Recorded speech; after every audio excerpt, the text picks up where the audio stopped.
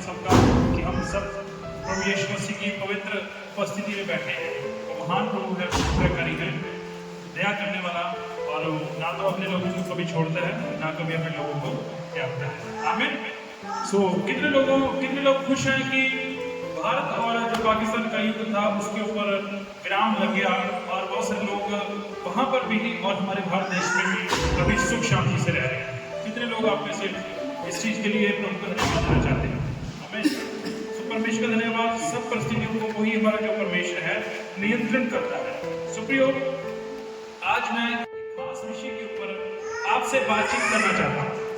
जो खास विषय है वो बहुत ही इंपॉर्टेंट विषय है। उस विषय में मैं आपसे महत्वपूर्ण बात करना चाहता हूँ। आज कितने लोगों को पता है कि एक खास दिन है आज, संडे का दिन। ये जो संडे दिन है, संडे वाला दिन है, क्या खास दिन है आज? क्या है आज? आज माताओं का दिन है। किसका दिन है? वैसे तो 365 के 365 दिन माताओं के होते हैं, मदर्स के होते हैं, ठीक है। लेकिन एक खास दिन पिता का तो एक आधा दिन होता है बेचारे का। सारे दिन किसके होते हैं? माँ के ही होते हैं, ठीक है। और माँ ही राज करती है 365 दिन। प्रभु का धन्यवाद, और विश्व महान है। ये जो एक दिन है, ये एक धन्यवाद देने का दिन है। और हम बाइबल में से इसके विषय में कुछ बातों को देखेंगे कि एक माता को, एक मसीही माता को या एक नैतिक माता को उसका जीवन का चरित्र कैसे होना चाहिए। प्रियो, आज मैं 3 या 4 ऐसी माताओं के विषय में आपसे साझा करना चाहूंगा, आपसे बांटना चाहूंगा कि जिनके जीवन से हम बहुत सारी बातों को सीख सकते हैं, और उनका जीवन हमारे लिए प्रेरणा है। हमें उनका जीवन क्या है? हमारे लिए प्रेरणा है, एक प्रेरणा स्रोत है। और आज भी बाइबल उन माताओं की गवाही देती है जिनके जरिए बहुत सारा अनुभव हमें प्राप्त होता है, और बाइबल हमें उन माताओं के जीवनों के बारे में स्पष्ट बताती है कि किस रीति से उन्होंने बहुत सारी परिस्थितियों को बदल के रख दिया। तो सबसे पहला जो आज मैं आपसे बांटना चाहता हूँ वो है मूसा की माता के बारे में। हम पुराने नियम में से हर कोई कभी लाल समुद्र के विषय में पढ़ता है, कभी 10 विपत्तियों के विषय में पढ़ता है, कभी मूसा की लाठी के विषय में पढ़ता है कि मूसा ने लाठी के साथ बहुत सारे चिन्ह चमत्कार किए, लाल समुद्र के ऊपर दे मारा और वो 2 भाग हो गया, और मूसा ने फिरौन को हराया। बहुत सारी बातों को हम बाइबल में से पढ़ते हैं। लेकिन आपको बोलना चाहता हूँ कि इसके पीछे सबसे बड़ा कारण क्या था। इसके पीछे सबसे बड़े कारण के लिए आप मेरे साथ प्रभु के वचन को खोलिए। निर्गमन उसका 2 अध्याय, उसकी 1 से लेकर 10 आयत। उस आयत को अगर हम पढ़ेंगे हमें स्पष्ट हो जाएगा कि जो मूसा की माता थी, किस रीति से उन्होंने परमेश्वर के ऊपर निर्भरता दिखाई, किस रीति से प्रभु के ऊपर निर्भर रही, और उन्होंने एक ऐसे काम को अंजाम दिया जो आगे चलकर 40 साल बाद, 80 साल बाद वो काम परमेश्वर के लोग जो इस्राएली थे उनके छुटकारे का कारण बना। अपने हाथ खोलिए, निर्गमन 2 अध्याय, उसकी 1 से लेकर 10 आयत पढ़ दीजिए। कोई जब उसको किसी को मिलता है तो। लेवी के घराने के पुरुष ने एक लेवी वंश की स्त्री से विवाह कर लिया। वह स्त्री गर्भवती हुई और उसके एक पुत्र उत्पन्न हुआ, और यह देखकर कि यह बालक सुंदर है, उसे 3 महीने तक छिपा रखा। जब वह उसे और ना छिपा सकी, तब उसके लिए सरकंडों की एक टोकरी लेकर उस पर चिकनी मिट्टी और राख लगाई, और उसमें बालक को रखकर नील नदी के किनारे कांटों के बीच छोड़ आई। उस बालक की बहन दूर खड़ी देख रही थी कि देखे उसका क्या हाल होगा। तब फिरौन की बेटी नहाने के लिए नदी के किनारे आई। उसकी सखियां नदी के किनारे टहलने लगी। तब उसने कांसी के बीच टोकरी को देखकर अपनी दासी को उसे ले आने के लिए बुलवा दिया। तो क्या प्रभु अपने वचन के पढ़े जाने पर आपको आशीष दे। सबसे पहले जो माँ का चरित्र हम पढ़ते हैं वो है मूसा की माता, जिसका नाम था याकोबेद। क्या नाम था उसका? मेरे साथ बोलिए, योकेबेद। योकेबेद मूसा की माता मरियम थी। उस समय इस्राएली लोग गुलामी में थे, और आपको एक ऐसी परिस्थिति में भी लेके जाऊंगा कि उस समय जब लोग, इस्राएली लोग, प्रभु के जो लोग थे वो पूर्ण रीति से गुलामी में थे, और जो गुलामी में थे, गुलामी के कारण वो अपनी रीति से अपने जीवन को गुजार नहीं सकते थे। तब वहां पर क्या होता है, परमेश्वर की योजना के अनुसार मूसा नामक बालक उत्पन्न होता है, पैदा होता है। और आपको पता है उस समय फिरौन जो राजा था मिस्र का, उसने ये घोषणा करके रखी थी कि जितने भी नर बच्चे पैदा होंगे उनको वो क्या कर देगा, मरवा देगा। समय आता है सब बच्चों को मरवा दिया जाता है। बहुत सारे बच्चे जो नर बच्चे थे उनको मरवा दिया जाता है, लेकिन मूसा की माता ने उसको 3 महीने तक क्या करके रखा, छिपा के रखा। लेकिन एक समय आया, उसको पता चल गया कि अभी लोग यहाँ पर आ जाएंगे, फिरौन की सेना यहाँ पर आ जाएगी, फिरौन की सेना आकर इस बच्चे को भी क्या कर देगी, मार देगी। उसका भरोसा परमेश्वर के ऊपर था और उसने भरोसे के साथ, मिस्र में एक नदी बहती है जिसको नील नदी कहते हैं, उसने नील नदी में एक टोकरी में डालकर मूसा को छोड़ दिया। और आपको पता है मैं क्यों ये बातें आपसे कर रहा हूं, जिस नदी में मूसा छोड़ा गया था वो नदी कोई आम नदी नहीं थी। ध्यान दीजिए मेरी तरफ, जिस नदी में मूसा को 3 महीने के बालक को छोड़ा गया था टोकरी में डालकर, वो नदी कोई आम नदी नहीं थी। उस नदी में बड़े बड़े मगरमच्छ रहते थे। अगर आज भी आप इंटरनेट के ऊपर सर्च करेंगे नील क्रोकोडाइल, ठीक है, नाइल क्रोकोडाइल करके आप सर्च करेंगे, नील नदी के जो मगरमच्छ हैं उनके बारे में आप खोज करेंगे तो आपको मिलेगा उनकी जो लंबाई होती थी वो कम से कम 15 से 20 फुट एक मगरमच्छ की लंबाई होती थी, और उसकी जो सूंघने की शक्ति थी वो बहुत ही ज्यादा तेज होती थी। यानी अगर वो शिकार को देखेगा, वो शिकारी मगरमच्छ होता था, मांस को देखेगा, ठीक है, किसी भी जीव का मांस हो उसकी तरफ वो एकदम से आकर्षित होते थे।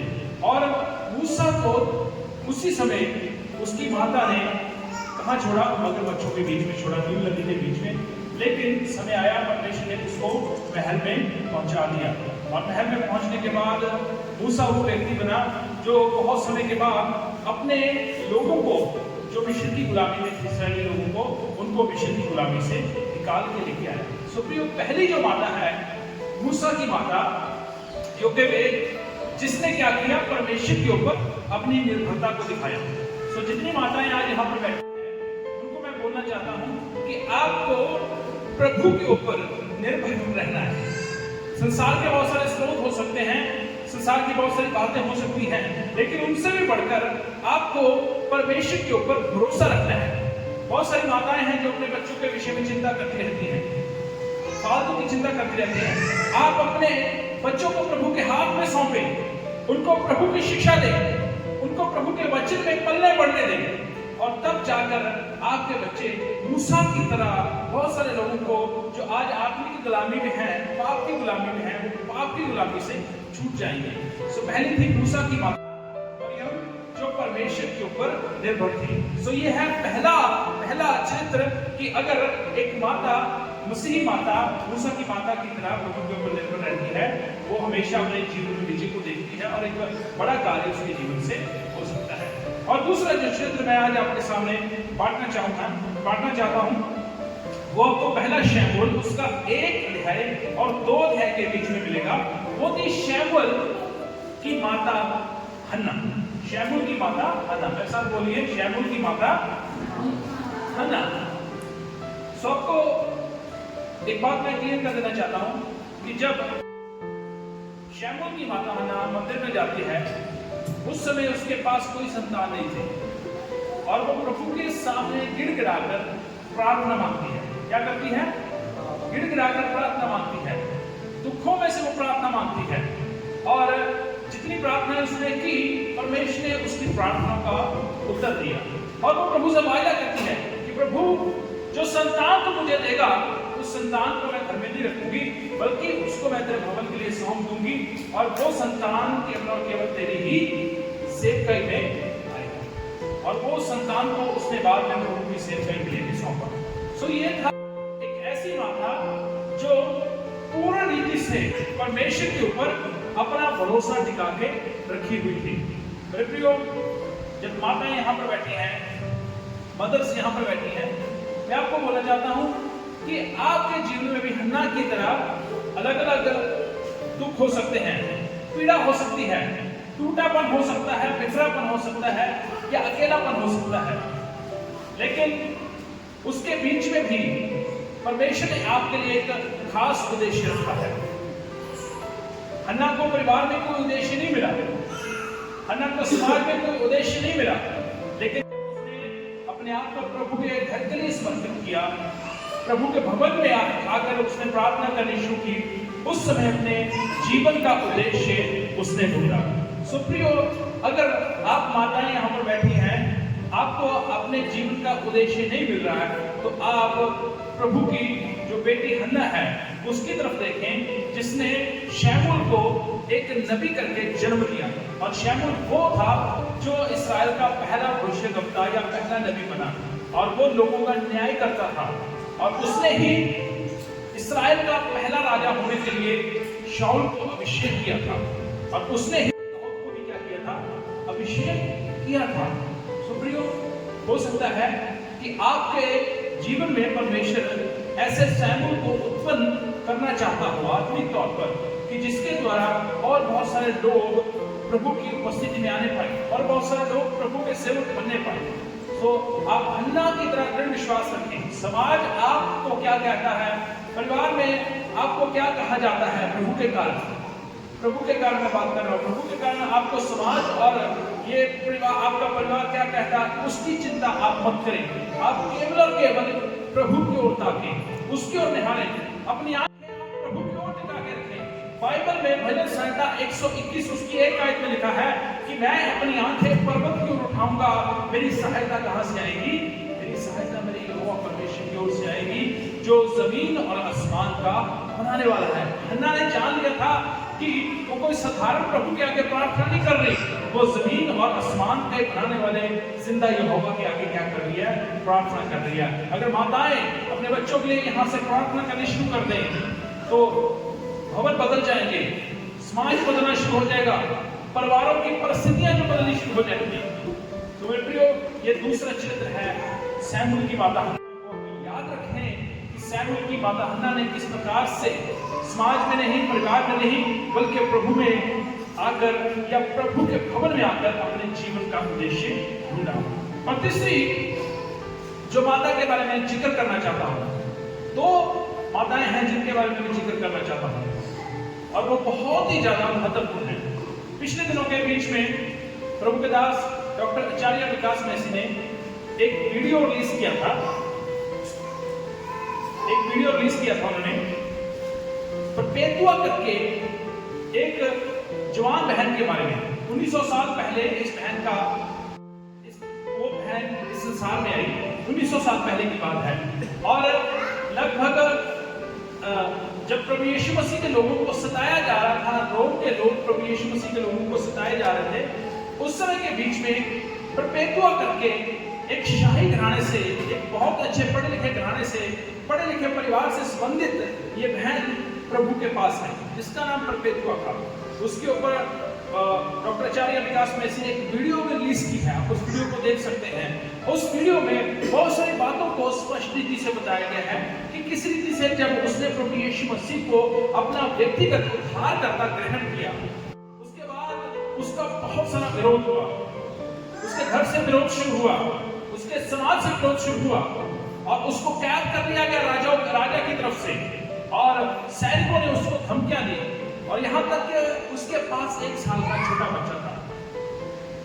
और जब उसकी कहानी को मैं पढ़ रहा था, और उस समय के बीच में अध्ययन करते समय एक बात जो मेरे मन को स्पष्ट करी वो ये थी कि जब उसको कैद किया गया, जब उसको जेल खाने में डाला गया अपने विश्वास के कारण, वो ठंड का मौसम था, कड़कती ठंड, वहां पर कोई कंबल नहीं था उसके पास, वहां पर उसके पास कोई रजाई नहीं थी, कोई गर्म कपड़े नहीं थे, बल्कि वो अपने बच्चे को अपने छाती के साथ लगाए हुए, अपने सीने के साथ लगाए हुए उसको गर्माहट देके संभाल रही थी पूरी ठंड के बीच में भी।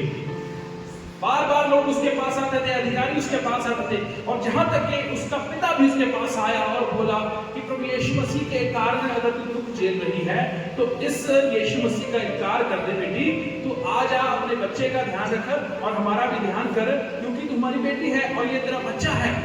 लेकिन उसने यीशु मसीह का इनकार नहीं किया, और समय आया रोम के लोगों ने उसे एक स्टेडियम में उसको शरेआम उसको कत्ल कर दिया, उसको मार डाला तलवार के साथ, और जानवरों के बीच में उसको छोड़ दिया गया कि जानवर जाके उसको फाड़ डाले। 1 साल का बच्चा था उसके पास, लेकिन उसने बच्चे की परवाह नहीं की, चिंता नहीं की, और उसने बोला इस बच्चे को अगर प्रभु इस संसार में लाया है तो इसका जीवन वही सुरक्षित रखेगा। आमीन।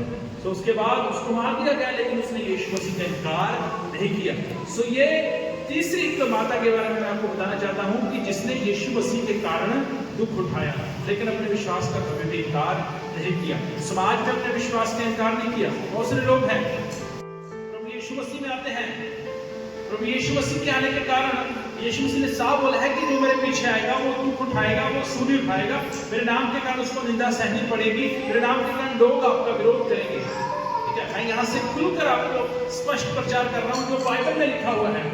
लेकिन उसके बीच में भी अगर आप यीशु मसीह का इनकार करते हैं, बाइबल में साफ लिखा है कि जो यीशु का इनकार करेगा, यीशु भी पिता के सामने उन लोगों का इनकार करेगा, यानी वो स्वर्ग राज्य के भागीदार, अनंत जीवन के भागीदार नहीं हो पाएंगे। तो प्रियो, उसने यीशु का इनकार नहीं किया। और आज मैं भी यही प्रार्थना करता हूँ कि परपेतुआ बहन, हम भी एक दिन आपको स्वर्ग में मिलेंगे। हम भी आपसे पूछेंगे कि कितना दुख आपने उस समय सहा अपने बच्चे के कारण, उस ठंड के बीच में, जब जानवरों ने आपको फाड़ने की कोशिश की, जब तलवार के साथ आपको मारा गया।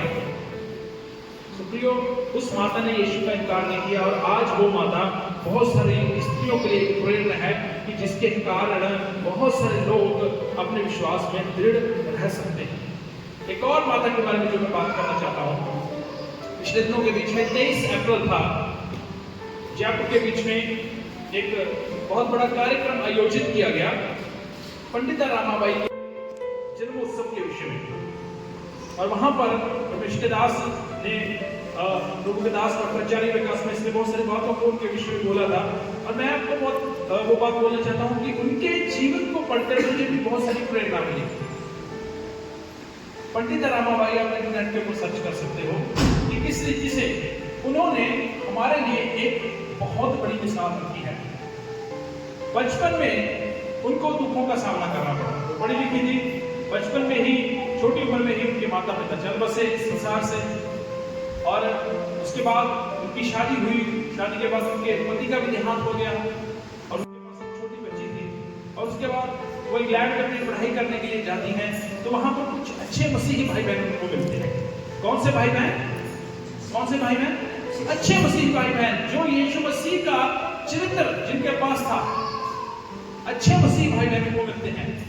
और अच्छे मसीही भाई बहनों ने उसको सुसमाचार दिया, प्रभु यीशु मसीह के विषय में बताया, और प्रतिदिन उनके चरित्र को देखते थे, उनकी आदतों को देखते थे कि हाँ, सचमुच में इनके अंदर अच्छी आदतें हैं, ये ईश्वर के लोग हैं, ये भक्ति करने वाले लोग हैं, ये प्रभु का भय मानने वाले लोग हैं। और समय आया, उन्होंने जब प्रभु यीशु मसीह को ग्रहण किया, वो भारत वापस आ गए।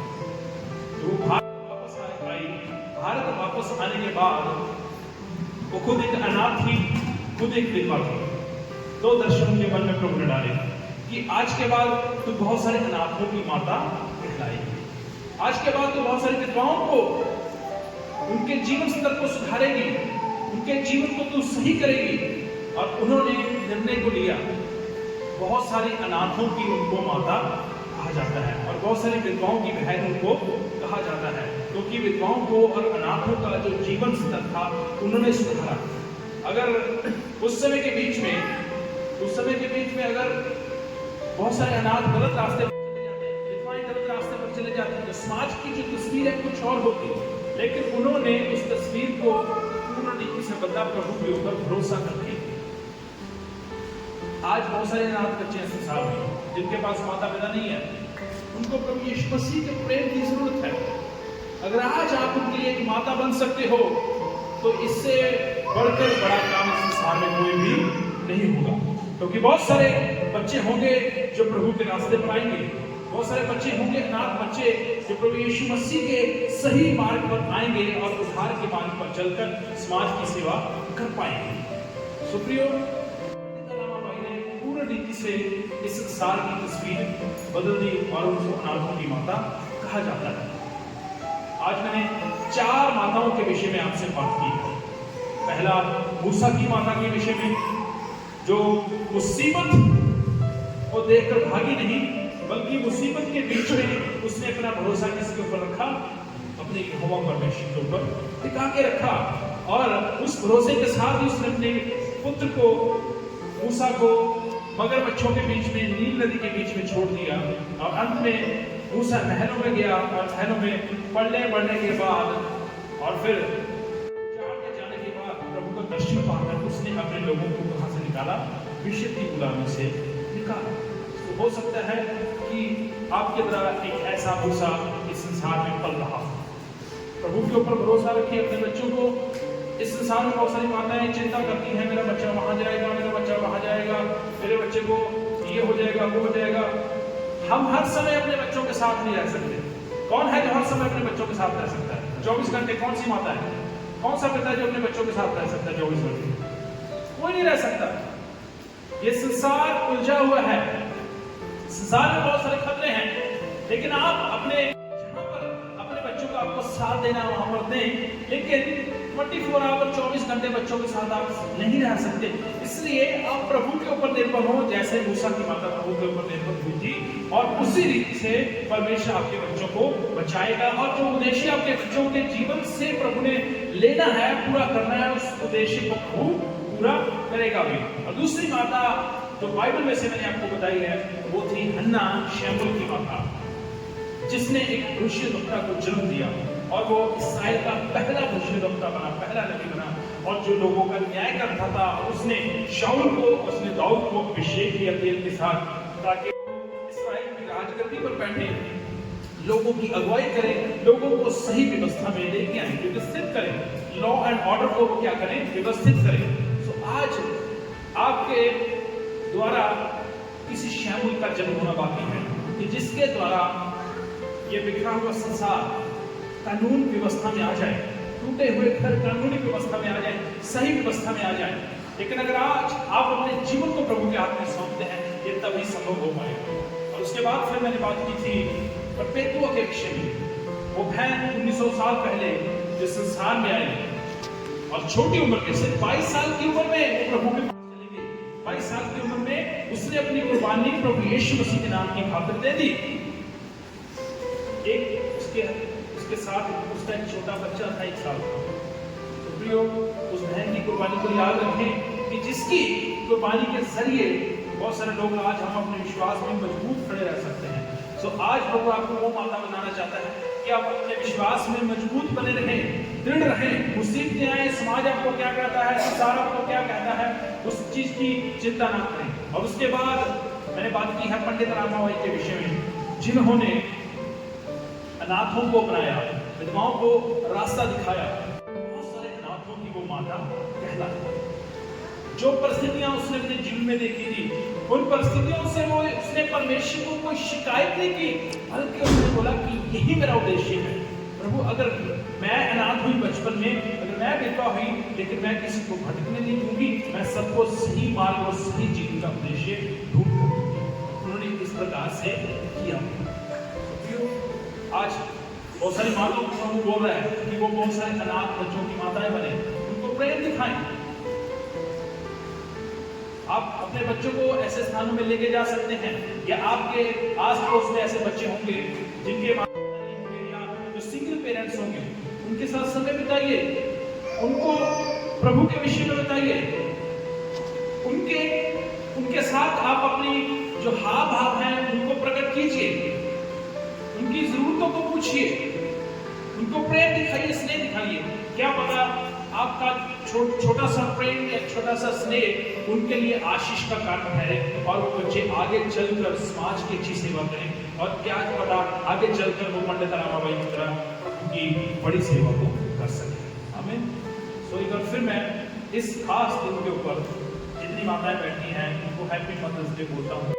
और आप अपने जीवन में आज चुनौतियों को लेकर जाएं, और इस प्रकार की चुनौतियों को कि हाँ, मैं प्रभु के राज्य के लिए बहुत सारी परिस्थितियों को बदलने के लिए तैयार हूँ। मैं मूसा की माता की तरह भरोसा दृढ़ रखूंगी, हन्ना की तरह मैं कभी भी पीछे नहीं हटूंगी, परपेतुआ की तरह यीशु का कभी इनकार नहीं करूंगी, और मैं पंडित रामाबाई की तरह नाथों की माता। प्रभु आप सबको आशीष दे। आइए सब जन अपनी आंखों को बंद करें, प्रभु की उपस्थिति में प्रार्थना करें। जिन प्रभु हम आपका धन्यवाद करते हैं आज के अच्छे सुंदर समय के लिए। इस समय प्रभु आज आपने हमारे जीवन में दिया है, आप अपने लोगों को आशीषित करें, आपके लोग प्रभु जी आशीषित होने पाएंगे। और प्रभु जी होने दे इतने प्रिय माताएं यहाँ पर इस कलीसिया में उपस्थित हैं। प्रभु के दास पास्टर स्टैनली जी के कलीसिया में प्रभु पास्टर स्टैनली, उनका पूरा परिवार और उनके चर्च के प्रभु जी सभी सदस्य सबको आशीषित कर इस मदर्स डे के ऊपर बहुत सारे लोग प्रभु जी उद्धार पाने पाए और तेरे लोगों को तो आशीषित कर और होने दे ये उद्धार का संदेश लेकर बाहर जाते हैं।